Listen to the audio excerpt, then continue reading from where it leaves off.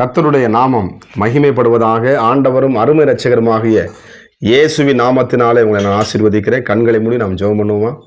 பரிசுத்தமும் கிருபை நிறைந்த நல்ல தகப்பன், நம்முடைய பிள்ளைகளை நீ ஆசீர்வதிங்க.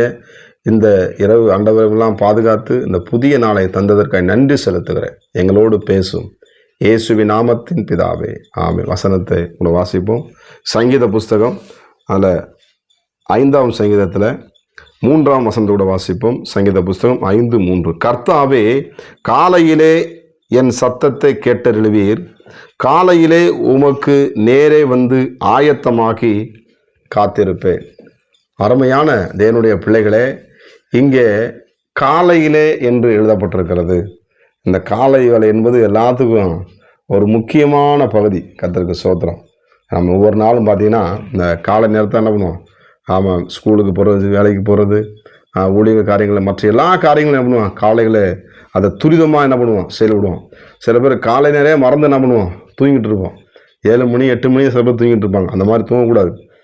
ஆமாம், ஸ்தோத்திரம். அதுக்கு எத்தனையோ விதமாக பழமொழி சொல்லுவாங்க, காலைல இருந்து தூங்கக்கூடாது, சுறுசுறுப்பான வேலை செய்யணும்னு சொல்லி.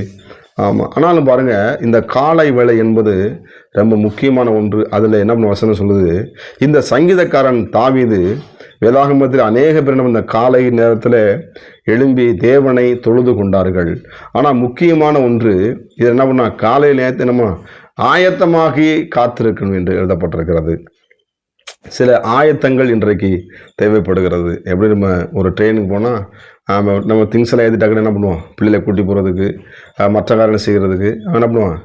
கிளம்பி போயிட்டு இருப்பாங்க. அது எல்லா பொருளும் அந்த நேரத்தில் படவடப்பாக என்ன பண்ணுவோம்? அவசரம், அதை தூக்கு இதை தூக்கு, அதெல்லாம் ஜாமான் விட்டுருவோம். அது என்ன பண்ணுவோம்? அதை இங்கே நிறுத்து, நம்ம எதை தூக்கி வைக்கணும், எதை எடுத்து வைக்கணும், எதை எடுத்து வைக்கக்கூடாது, அதை சரியாக பேக் பண்ணி போனால் தான் நம்ம சமாதானத்தோடு என்ன பண்ணணும்? போகிற இடத்துக்கு நம்ம கரெக்டாக சேர முடியும். அங்கே போய்ட்டு நம்ம ஆயத்தம்லாம் போயிட்டு அதை மறந்துட்டேன், இதை மறந்துட்டேன், அப்புறம் மனைவி படுத்திட்டுறது, மனைவி புருஷனை படுத்திட்டுறது, நம்ம ரெண்டும் சேர்ந்து பிள்ளைகளை திட்டுறது, இதனால் அந்த சமாதானம் என்ன பண்ணுவோம்? அந்த இடத்துல கெடுத்து போகும். ஆனாலும் அருமையான தேவ பிள்ளைகளே, காலை வேளையிலே நீங்கள் என்ன பண்ணணும்? சில ஆயத்தத்தோடு கூட உங்கள் அலுவலகத்தில், உங்கள் ஊழியத்தில், நீங்கள் பணி செய்கிற இடத்துல, படிக்கிற இடத்துல, அது பார்த்தீங்கன்னா அந்த காலையில் நம்ம என்ன செய்கிறோமோ அது அப்படியே மைண்டில் ஓடிக்கிட்டே இருக்கும். நம்ம காலை எதை வாசிக்கிறோமோ அந்த பைபிள் எடுத்து நீங்கள் தினந்தோறும் அந்த வசனத்தை வாசிச்சிங்கன்னா அந்த மைண்டில் ஓடிக்கிட்டே இருக்கும். நீ காலை இந்த ஆண்டவர் ஜெபம் பண்ணிட்டு அந்த சில காரியத்துக்குன்னா அந்த மைண்ட் அந்த முழுக்க என்ன பண்ணுவோம்? தலையில் அப்படியே மைண்டில் ஓடிக்கிட்டே இருக்கும். ஆனால் நம்ம காலைல இருந்துச்சு சோகமாக உட்காந்துக்கிட்டு, காலைல இருந்து சண்டை போட்டுக்கிட்டு, காலையில் தேவையில்ல வார்த்தையை பேசினா அந்த நாள் முழுவதும் என்ன பண்ணுவோம்? பிரச்சனையும் போராட்டம் தான். ஆனால் அந்த காலை நேரத்தை எழும்பி ஆண்டுடைய சமூகத்தில், ஆண்டவரே உமக்காக நான் காத்திருக்கேன், என்னோடு பேசுங்க ஏசப்பா, இந்த நாளை எனக்கு ஆசீர்வதித்தாங்க, நான் செய்கிற வேலையை ஆசீர்வதிங்க, ஊழியத்தை ஆசீர்வதிங்க, என் பிள்ளைகளை ஆசீர்வதிங்க, படிக்க பிள்ளைகளை ஆசீர்வதிங்க ஆண்டவரே, இந்த தொழிலை ஆசீர்வதிங்க ஆண்டவரே, இந்த வேலை செய்கிற இடத்துல இந்த வேலைக்காரன் என்ன பண்ணும்? ஆண்டவரே ஞானத்தோடு கூட செயல்படணும்பா, எனக்கு உதவி செய்யுங்க ஆண்டவரே அப்படின்னு நீங்கள் கேட்கும் பொழுது அந்த இடத்துல ஆண்டவர் அற்புதங்களை செய்கிற தேவனாக இருக்கிறார். தேவனுக்கு நாம் பழி செலுத்தும் பொழுது இந்த அதிகாலை நேரத்தில் நாம் இருட்டோடு கூட எழுந்து ஆண்டோட சமூகத்தில் உட்காரும்போது அநேக விதமான ஆசீர்வாதங்களை நாம் பெற்றுக்கொள்கிறோம். அதில் நிறைவான ஆசீர்வாதத்தில் தேவன் அதை வைத்திருக்கிறார். சுறுசுறுப்புள்ளவன் நம்ம காலை எவ்வளோ இருந்துக்கிட்டோமோ நம்ம சரீரத்தில் அவ்வளவு ரத்த நாளங்கள் என்ன பண்ணும்? நல்லா செயல்படும். அவன் லேட்டாக இருந்தால் அப்படியே சோர்ந்து அமைதியாக இருந்துச்சு. சில நைட் டியூட்டி செய்வாங்க. அதனால் தூங்க நேரத்தில் கரெக்டாக தூங்கணும்.